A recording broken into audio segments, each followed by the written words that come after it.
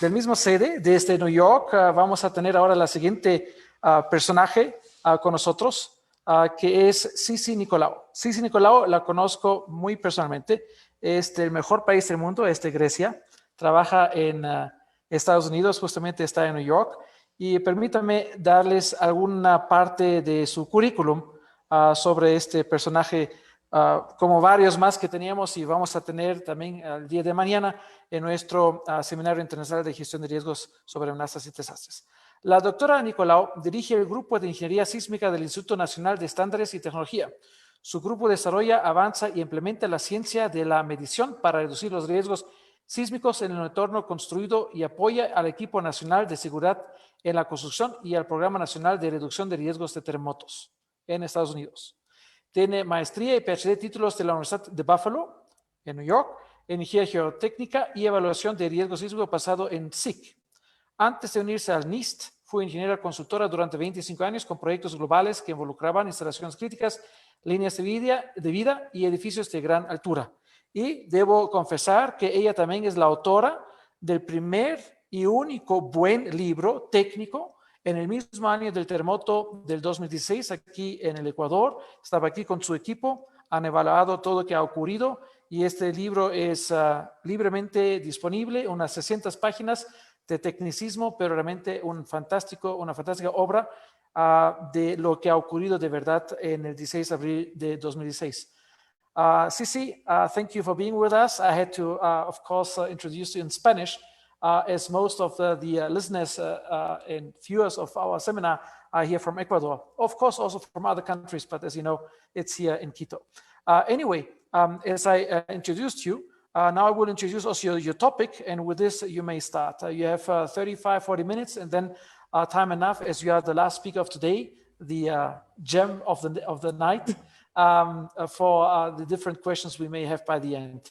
So, la charla de Sissy Nikolaou será Mejorando códigos, estándares y prácticas para edificios y líneas vitales. Con ustedes, with you, Sissy Nikolaou.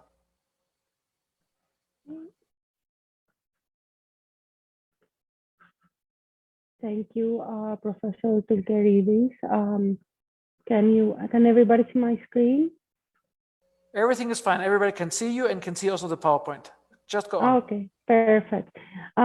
So I am very happy to be with all of you today, and I will be talking about improving code standards and practices for buildings and lifelines.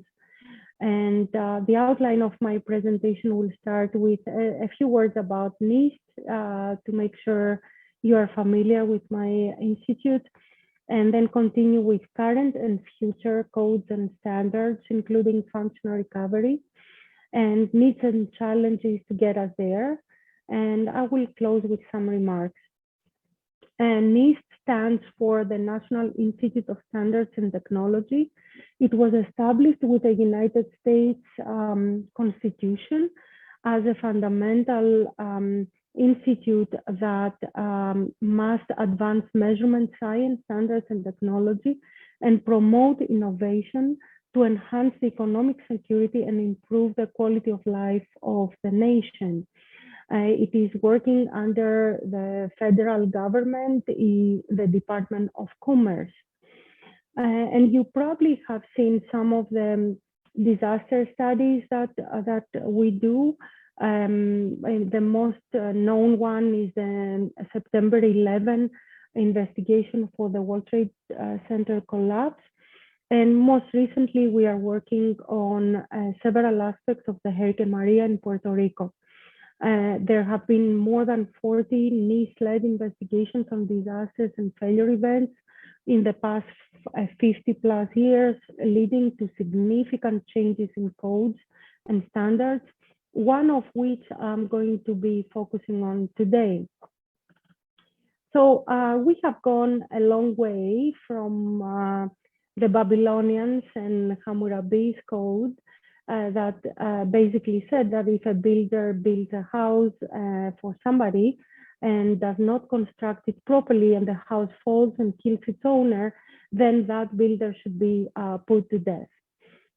simple, but not up to current society norms.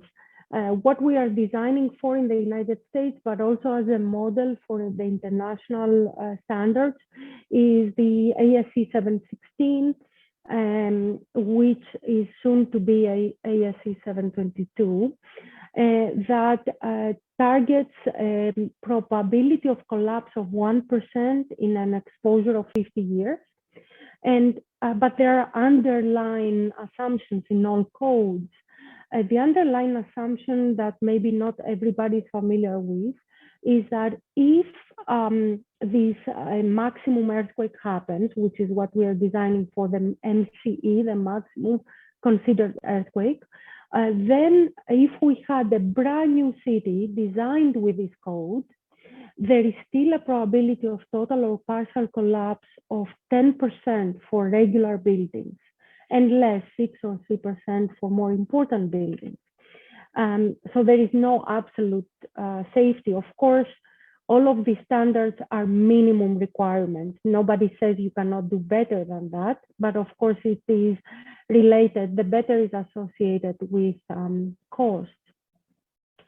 And of course we have performance-based philosophy that goes beyond codes in a sense, and looks at different levels of hazard and different performance expectations.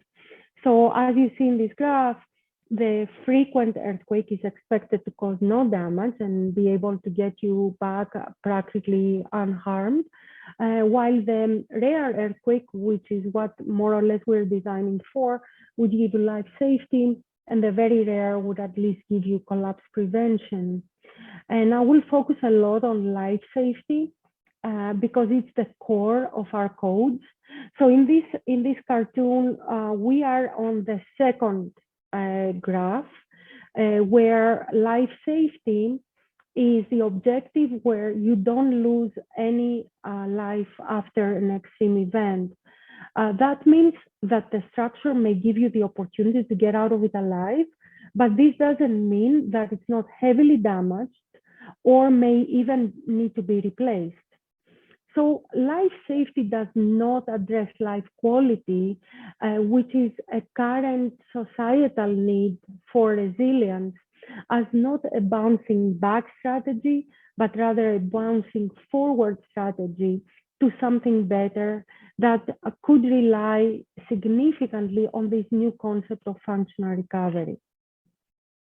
So just to give you an image of what life safety could mean, this is a real life building and a residential structure in the Christchurch earthquake, which, as you know, was a series of earthquakes between 2010 and 11, where Professor Bray from Berkeley took pictures of this building as the earthquakes happened, to initially to observe liquefaction, which is evident here in the first earthquake in September of 2010.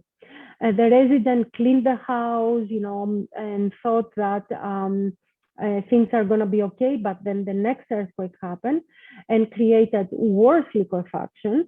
You see the sun boils here, which is something that most of you in Ecuador probably have seen.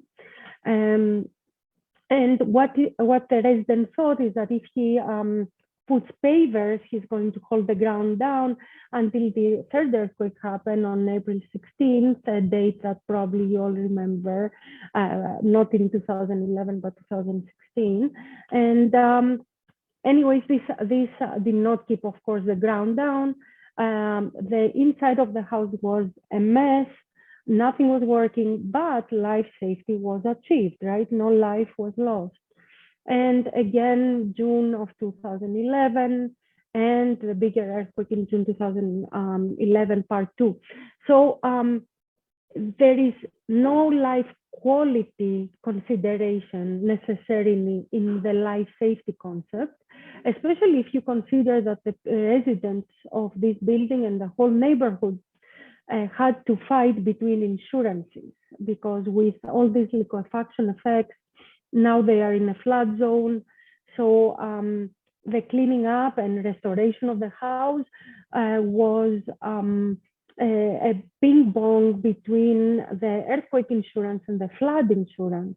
So the earthquake insurance said, oh, that's a water problem, go to the flood insurance. The flood insurance said it was caused by an earthquake. So this was going on for at least 5 to 6 years. So you can imagine what life quality and how this affects your productivity, how it affects the whole community when this is not being considered. So some additional facts that we have to deal with is that we are dealing with a global demographic change, which is a rapid increase of the urbanization, with a huge increase, if you look at the United Nations chart, of 60% by 2030. And that makes us develop areas that were formerly marginal lands and were not occupied by people. So combined with extreme events and climate change, a new densely populated area that was one a small localized event in that area, now that it's densely populated, could become a catastrophic event. So this is something to consider as well.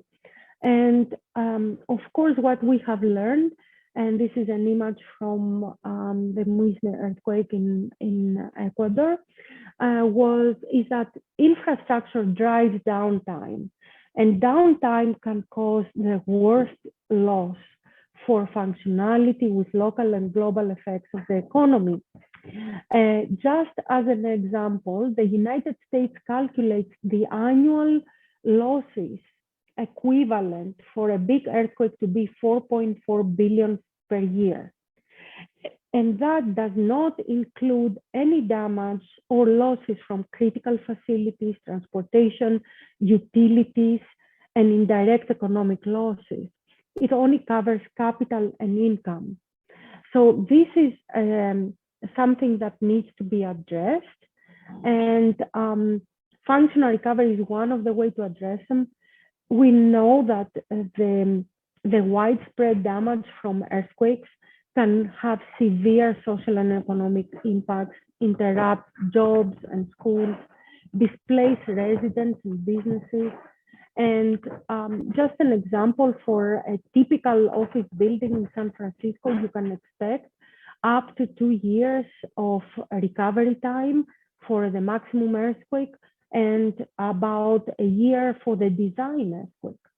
So there is a need to improve the design, but also the retrofit of the existing buildings and lifelines to allow for recovery of functions in an acceptable time. Some functional recovery basics. And now, remember, we were at the cartoon number 2. We would like to go to the 4th one with functional recovery.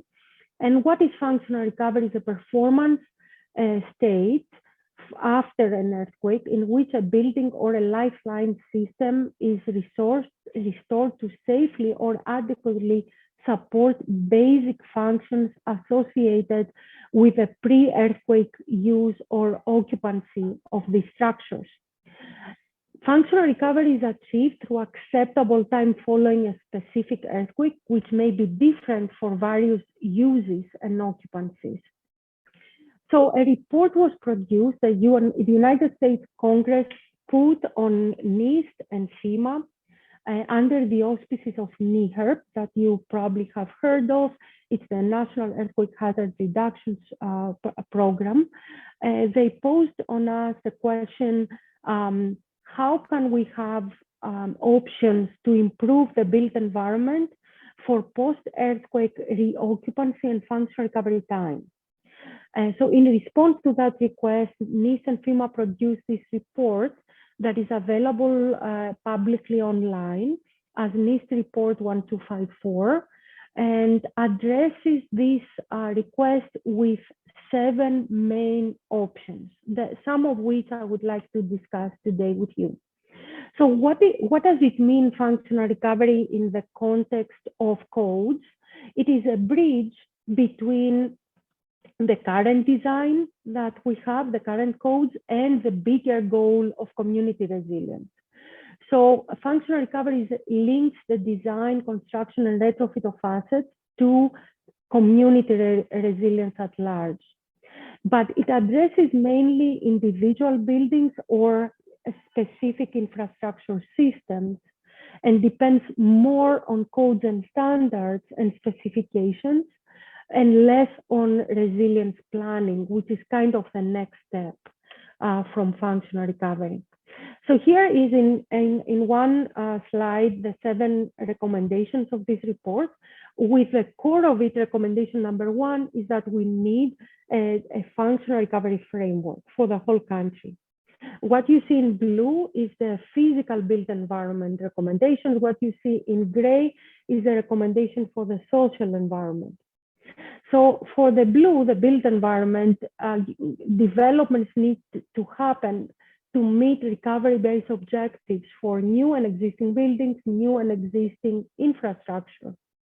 The same objectives, developments are needed for the social aspects of pre-disaster recovery planning, education and outreach, access to financial sources, and connection of governance. So when I was preparing my slides, I thought that SERAM has a great agenda and topics to cover, kind of addressing most of the needs that you need to move to a functional recovery framework. So how would we get there? We know that the primary objective of building codes is life safety, and our codes do that by assigning also a risk category to our buildings. What we would like to do is to also create more specific recovery time goals for different levels of hazards.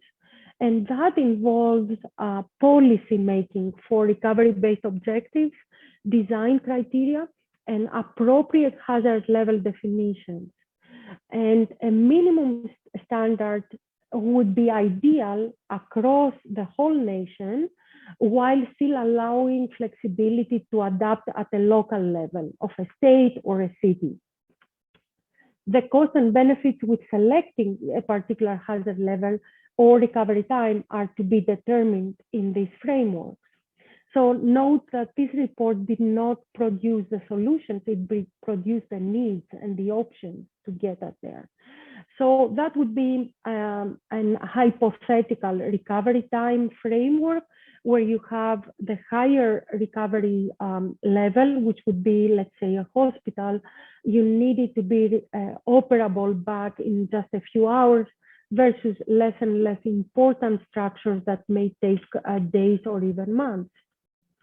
And such efforts have been put together or are underway, a lot of them from FEMA and NIST as a continuation of this work, but also from our Federal Highway Administration, where it looks at our transportation resilience being supported by 4 legs, by 4 pillars: functionality, data, adaptability, and multi-level governance, all of which have to contribute in order to get life quality.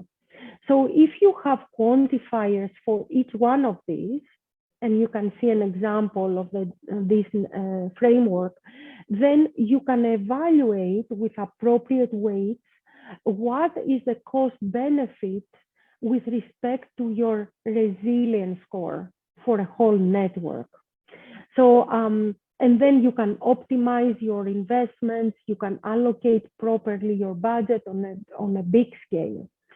And this is where we want to get to. So how are we going to get there? We all want that, it makes sense, I hope. What are some highlight needs and challenges? So I'll only cover, I think, 2 major needs and challenges that I see. One of them is recommendation number 6 that has to do with outreach, messaging, and how you gain the trust of the public and of all the authorities that have to apply things like that, especially after an extreme event. So how do we get there?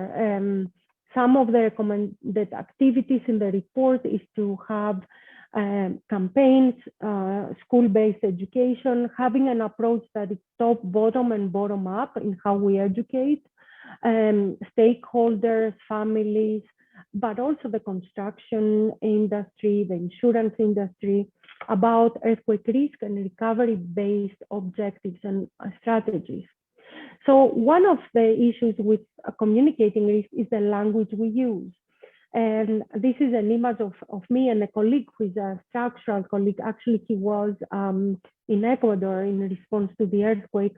And, you know, I'm fascinated by massive liquefaction in a port in Greece and lateral movement, and he has no interest, right? So if we cannot communicate between structural and geotechnical engineers, how are we gonna communicate with 5-year-olds, right? It's difficult, and the public. So I have seen that we are using terms that are very confusing. So I talked about the maximum considered earthquake. Here is when I talk to families that are in schools and they want to know about earthquake design. They're very happy when they hear that we are designing for the MCE, which means an earthquake once in 2,500-year event probability. They think that this is very rare, right? Then I tell them that this is exactly the same as being 98% sure that nothing bad is going to happen in this building from an earthquake in its lifetime, which is 50 years.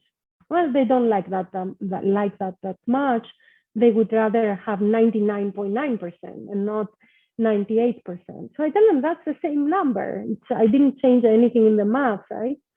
And then when it becomes very bad is when I say that, you know, once in 2,500 years, it means that it can happen today, and then the clock starts again tomorrow. So it could happen again tomorrow within a window of 2,500 years.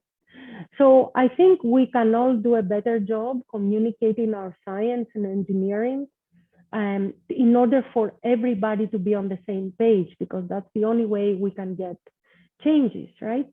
And one of the ways to communicate risk is to visualize, and we have the tools to visualize. So what I would like to share with you is an actual video that was used to make decisions for the Alaska Viaduct, that is this elevated highway that you see in Seattle, in Washington. So this was done by my previous employer, WSP, using a lot of aero photographs. This is real simulation with real analysis, and every node that you see moving is really calculated and peer-reviewed, and it's subjected to the Nisqually earthquake, a little bit stretched in time. So there were several options to retrofit this viaduct, replace it, or make a tunnel. So this video, you see all the effects of the earthquake. You see the damage to the highway, but also liquefaction, the explosions that are happening of the pipelines, the lateral spread, and as it happens usually after earthquakes, the fires because of that. What you don't see is what is happening inland because this was not modeled. So after tons of reports and studies and all that, it only took one video to make a decision on that. And right now there is a beautiful tunnel there instead of the retrofit option. And of course, we don't want to create panic, but having a visual of really what it means, it's very important. The other aspect of conveying an understanding from earthquakes and learning from them is to use technology. And we have drones, we have so many imaging capabilities that we can make our lives easier and more accurate, right? So this is an example actually from the Ecuador earthquake, where we used a lot of drone images, hundreds and thousands of drone images to understand a massive landslide at the Lure site in Manabí. And this was a massive landslide that happened, unfortunately, after repeated days of rain. And it happened, as usually happens with major landslides, it happened in 3 different phases, the third of which was massive. So what we did is we went and took the Google map of the landscape before the landslide happened, and in a 3D image. Then through a process of cleaning the drone images, we created a cloud of compatible images to create a 3D image of the landslide itself that you see here. And then through very easy to make routines in 3D CAD, we were able to overlay the before and after. And what you see as more transparent is the before image. And then the darker one is what happened after. So why is this important other than the visual impact? Is that it is extremely easy to calculate volumes and slopes if you have DEMs, digital elevation models, that show you the before and after. So here is an example of one of the sections you see in red in the plan area and then in section, which would take weeks or even more to do by hand, like only a couple of them. And now we were able to do as many as we wanted with a click of a button. And that is the beauty of using this technology. And it helps when you have ground motions to do analysis and understand, your models and how these could be maybe preventable. But on the other hand, we need to also learn from successful experiments. Why some structures are more resilient than others when they shouldn't be. This is an image from a minaret in Turkey that in 1999, probably I would think that it would have to collapse versus the new construction that was there. So I'll show you a very interesting example from that earthquake. It was actually a series of earthquakes in Greece, in Cephalonia, in the Ionian Sea. That was a significant earthquake. It's the same as my colleague looking away on the port. And we looked at this particular building that you see here. That was built in 1995 to seismic code, and it behaved extremely well compared to the ground motions that it felt. So this is the classic confined masonry reinforced concrete frame construction in Greece and in the Balkans in general. But this building had everything going wrong for it. It was a corner building in a line of buildings, which makes it attract more load. It also, as usual in these communities, it had a coffee shop at the bottom. So it had a soft story opening on the bottom. And it had a tremendous record. And we had recordings about 2 kilometers away, which is, quite close. And just to give you an idea of how bad this record is for those of you who deal with response spectra, this red is the record near that house. And what the graph is showing us is spectral acceleration over period, acceleration versus structural vibration, versus known huge records in the dark blue from the Kobe earthquake, the light blue from the Rinaldi Northridge earthquake. So based on simple calculation for a 2 to 3 story building, this building should vibrate at around 0.3 seconds, which means it would feel an acceleration between 2.5 and 3 Gs, which is, there is no way you have designed it for it. This building, I was there, I saw it, nothing was moved in this building other than the TV inside a little bit and a couple of bricks on the roof, which was impressive. So, depending on how you see it, you can say, oh, that's money saving. Let's go and build everything like that. If you are a contractor, let's say, or if you are a researcher, oh, let's study it and make it a great research opportunity. We want to bridge these two, right? We want to learn from the success and try to make codes that can replicate the success. So we tried not to cheat, and we took the motion up on the hill, which means it was on rock versus soil. And we did a thorough modeling, which showed that I was right. It should have collapsed. It showed the period would be 0.3 seconds, that it would fill 3G, and the red line is the response spectrum that it was that was felt there. And even by, you know, the code was significantly lower. But if you added to the model these ingenious connecting beams that traditionally have been being put there by builders even for tens or even hundreds of years, the building moved to a period that was practically zero.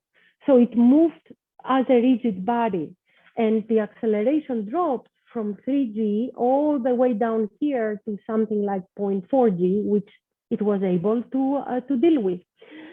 So we should learn from success and learn from local methods of confined masonry. And your country has an amazing example of success that I'm not going to spend time, especially ESPE is the designer of the Los Caras Bridge and the triple friction pendulum isolators that sustained the largest ever movement in such isolators and basically came out of this intact. What we learned from this is that a little bit of over design, going a little bit above codes, is not going to cost you much, and it's going to give you a tremendous return in your investment. And it is really to be congratulated, the concept that ESPE came up with. I know that the University at Buffalo was also involved in going a little bit on a higher than code levels, and it paid off. So I don't know if I ran over, but I would like to have some time for questions. This is me in Puerto Viejo. I thought I could close with this and just give some important aspects of how can we go into functional recovery-based design. First, we need to understand really behavior of systems and not oversimplify them, and perform experiments both in shaking tables, in the laboratory, in order to calibrate and validate computational models. Incorporate reconnaissance lessons of success, not only from failures, and innovate with materials, concepts, construction methods that could provide redundancy within the same budget. And prove concepts with extreme and multiple smaller multi-hazard events that could weaken your structures, and offer both risk optimization and cost effectiveness by using frameworks like the ones I showed you. And prove to the stakeholders the value of investment in this. And communicate and collaborate with other disciplines, but also between research and practice, but also with stakeholders, and more importantly, with the public, with a consistent message. So my last slide is that resilience is a choice, and investing in resilience is obvious to me because it works, and you have seen it with your bridge. The traditional alternative, I think, is no longer enough. So resilience may be the one-way street, and we don't want to lose the race against time, because we are not going to replace all this aged infrastructure we have on time for the needs that we have. So studies have shown that globally in 50 years, measures to resist hazards can increase our life quality by 40%, and investments in resilience can bring a return of $6 to $11 in savings for every dollar invested in these actions. So it's definitely paying off.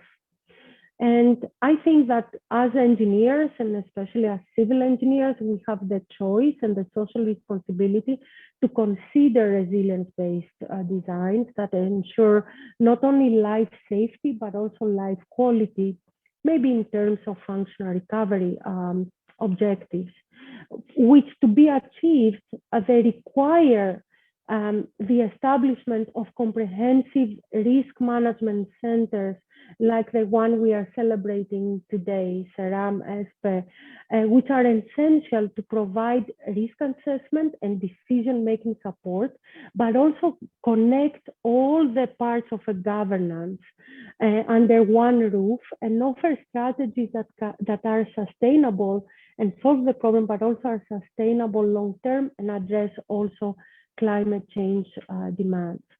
So with that, I would like to thank you very much for your attention.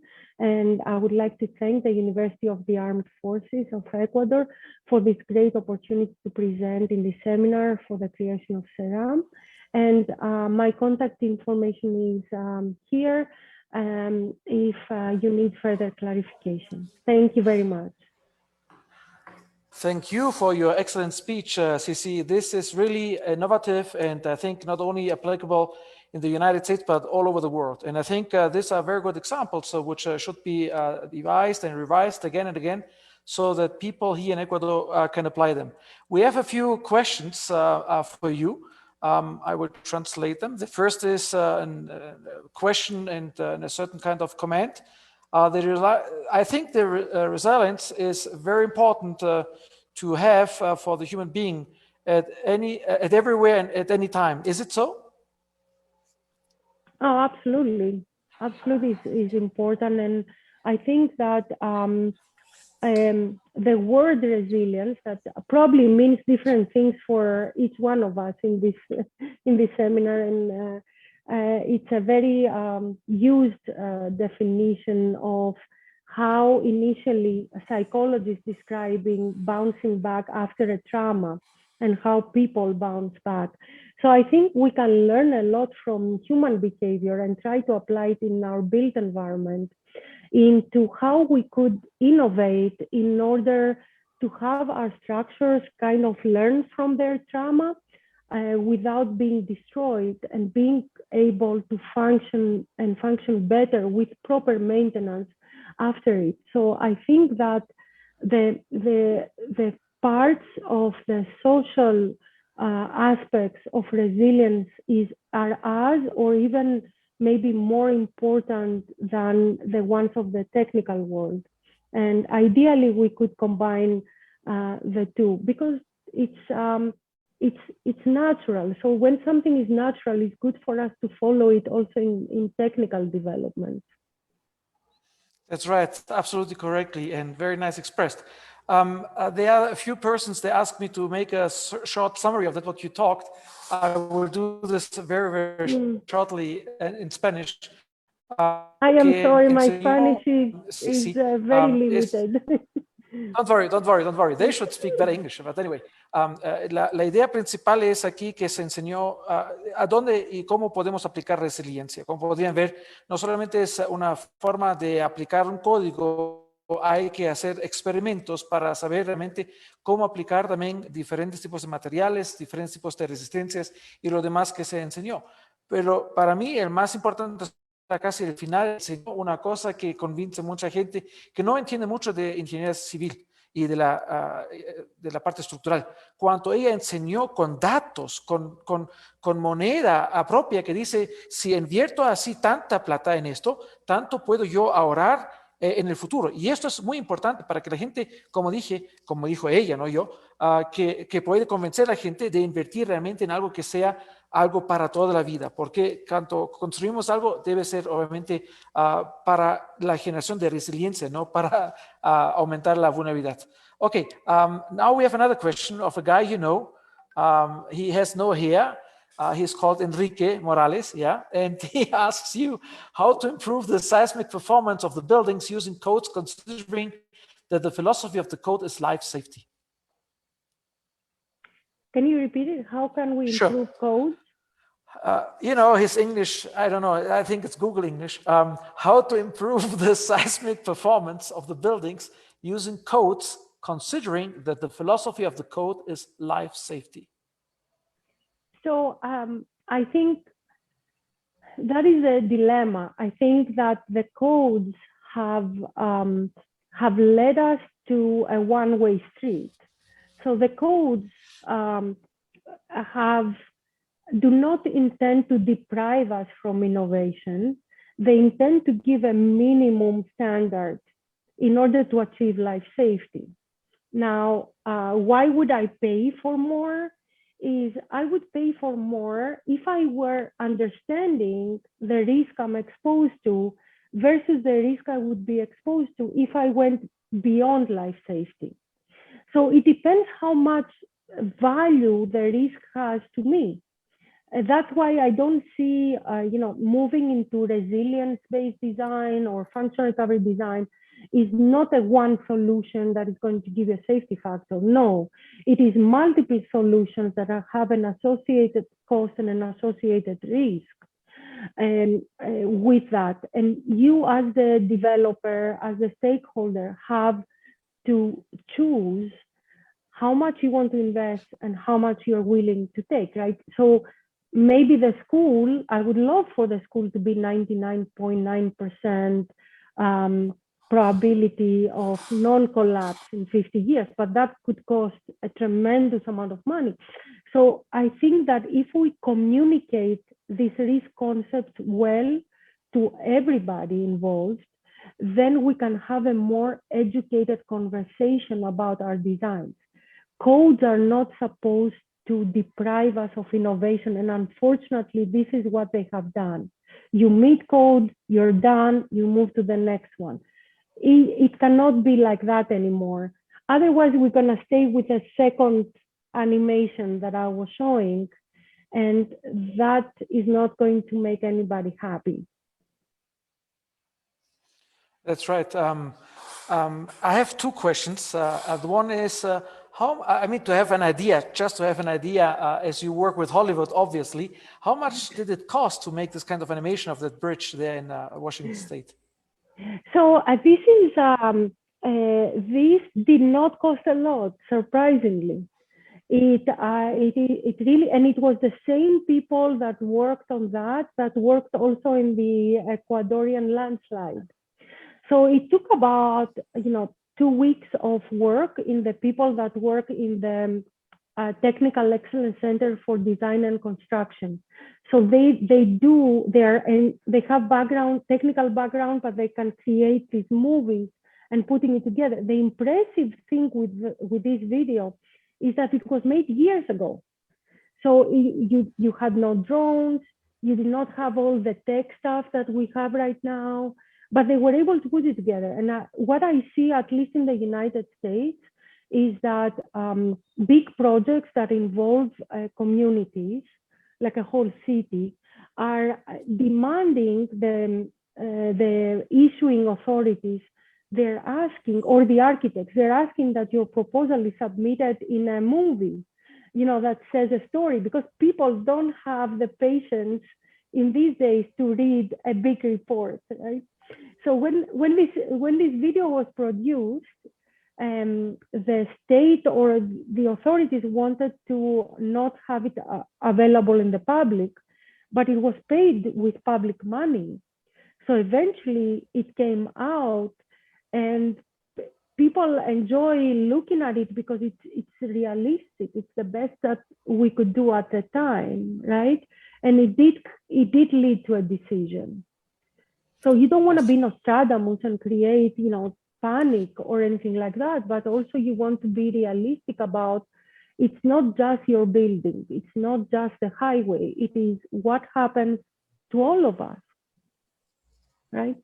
That's right, that's right. Again, I was really impressed. I've seen it before, and I didn't keep it. I think I've seen it in YouTube or somewhere, and I I'll be happy to send it to you. Yeah, please, because I wanted to use it, then I forgot it, and now I've seen it the second time, and now it's a good opportunity to ask you for it. Really, it's very impressive, and for you students, see now, fantastic. Enrique has it, so you have to ask him and apologize about what you said for his English. No, I will never apologize to Kike, never ever. He knows. Rather, I buy him a beer. Anyway, we have another few questions of people you may know. For example, Marcelo Romo. He asked you, which could be the best strategy to have access to practical details of positive resilience experiences elsewhere to use those lessons in new projects? Yes, that's a big shift in our thinking, right? It's because we as engineers are attracted to failures. So we never studied things like the building I showed, this house.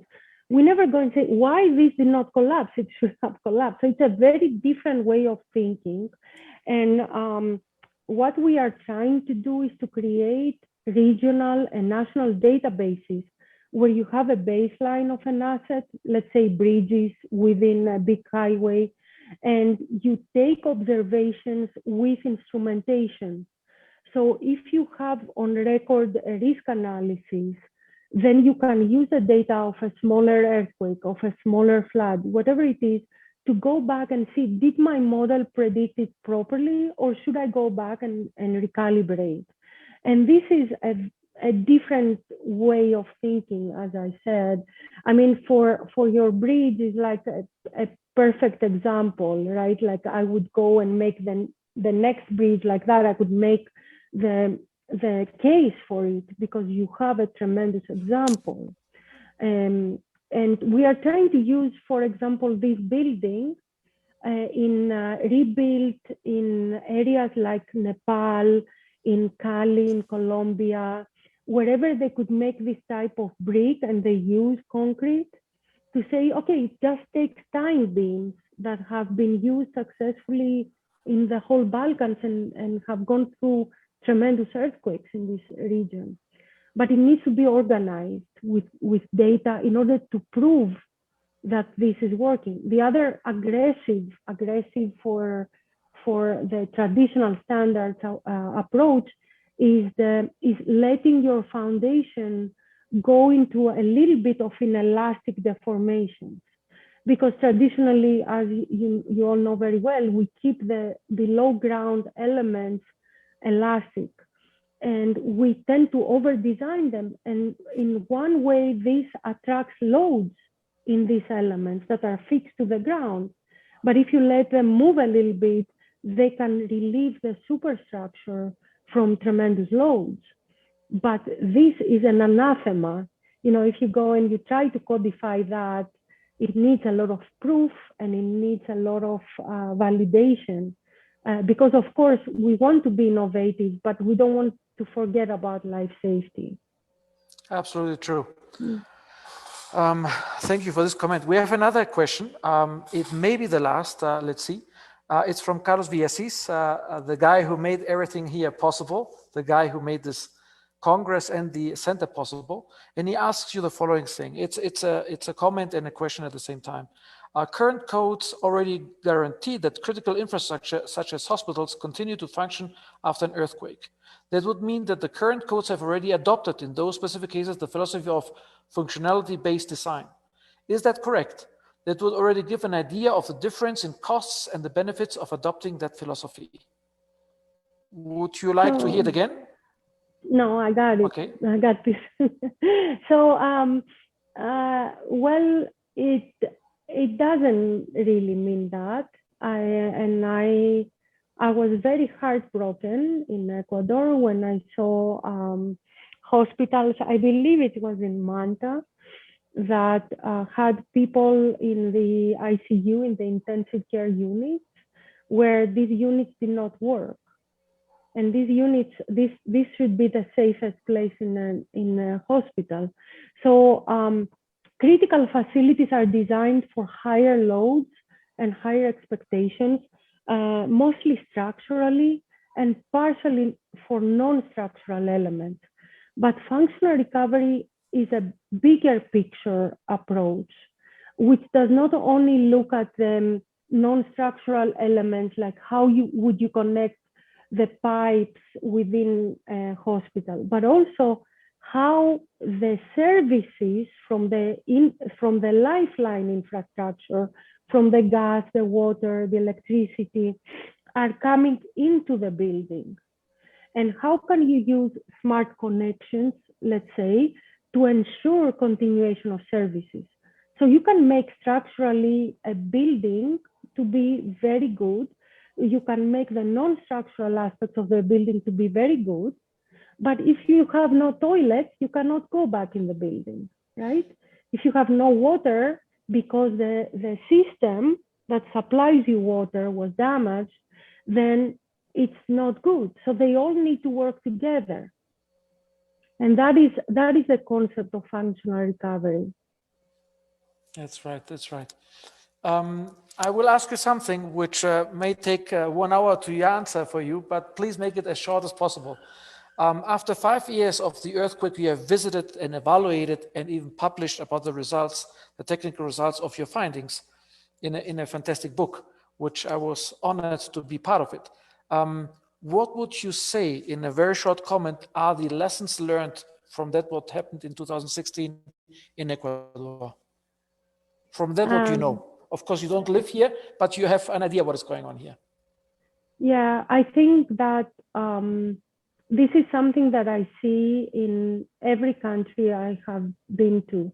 I think we do not give enough credit to the people about how much they understand about risk. I found the people that I spoke to, even though I don't speak Spanish, but it was very easy to communicate, is that they do understand. And I think that when the message was clear, and it was not always, pleasant, but it was truthful about what we are doing, what has happened, what to expect. I think that the people responded very well. And I think that this center can improve communications, which is, a problem across the globe when we are dealing with hazard. The other thing that I was really impressed with is the level of engineering. And I had not studied the bridge before. I had not studied how you use isolation and how you validate it. And I was really impressed with it. The other unfortunate part that I realized by studying about your earthquakes, and I learned so much from you, Theofilos, especially about tsunami effects and what to be expected, is that probably this was not the worst earthquake that we will see in Ecuador, and maybe not even in our lifetime. So you need to be prepared. I think that there is a lot of work to be done, but there is a base to build on, and there is good technical support that has to also be conveyed, and the means are there. I saw what you do with risk, I saw what you do with GIS, all the information we did together with the drones. It was very, very impressive. And from a personal perspective, it's my second home there, and I hope to come soon. Your first home shouldn't be considered as USA, and this would be the last comment of yours or confirmation of that, what I will ask you.